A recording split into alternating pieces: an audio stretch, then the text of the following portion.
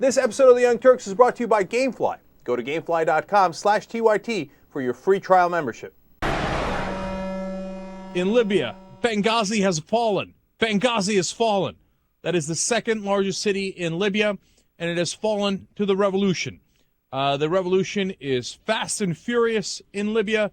At least 233 people have been killed.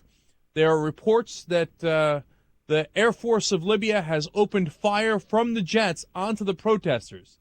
But the protesters have now gotten a significant foothold even in Tripoli, where previously people thought that was unthinkable, unimaginable.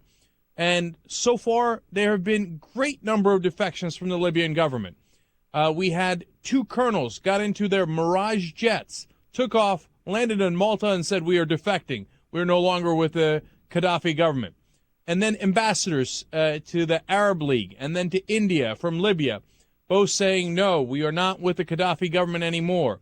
Furthermore, the deputy ambassador to the United Nations for Libya, gathered with the other diplomats for Libya, did a press conference saying, not only are we not with Gaddafi, but Gaddafi should be brought up on war crimes, and that the people of Libya have spoken, and Gaddafi needs to leave, and that The Hague should try him for his crimes against the people right now, and for his crimes against people earlier in his regime, including what they called a genocide in a prison that happened several years ago. And there was said that over 1,000 prisoners were killed in that massacre when there was a revolt in the prison, and then they just killed everybody. So that's another amazing story that you don't hear too much about in the press. And what I am amazed by is how quickly the government of Gaddafi is collapsing.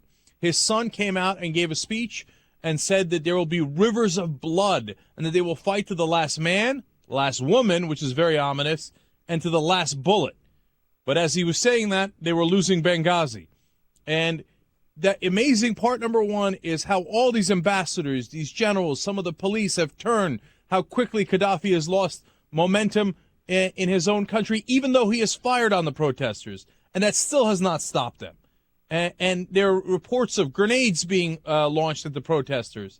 Now, one of the reasons you're not getting a lot of coverage is because journalists are not allowed in Libya. Now, as you can see on YouTube, there have been some videos released of some of the action that's happening in Libya, and you see cars burning, you see gunfire, and on it goes. But here's the second amazing part: the American response. Where are we? When Gaddafi's son came out and gave a rambling 40-minute speech talking about how there will be the rivers of blood, our original statement on that was, we will be studying his statement for movement toward reform.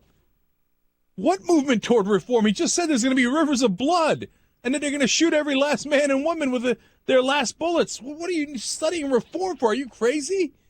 And then finally, today, Hillary Clinton came out and said that, we condemn the bloodshed. Yeah, I condemned the bloodshed days ago. What took us so long? So here's the question. I mean, we acted quicker than this in Egypt, and there was far less bloodshed in Egypt, and Egypt was a bigger ally to us, and it was a bigger country, and it was more relevant. So why are we hesitating when it's Gaddafi? Of all people, Gaddafi. Cenk, people don't know this about me, but I'm an underground gamer. I love to play video games. Well, then you're going to love our new sponsor, Gamefly. They're the largest online video game rental service in the world. 7,000 titles, new and classic. Also, no late fees, no due dates. Shipping's always free. Go to gamefly.com/TYT for a free trial membership.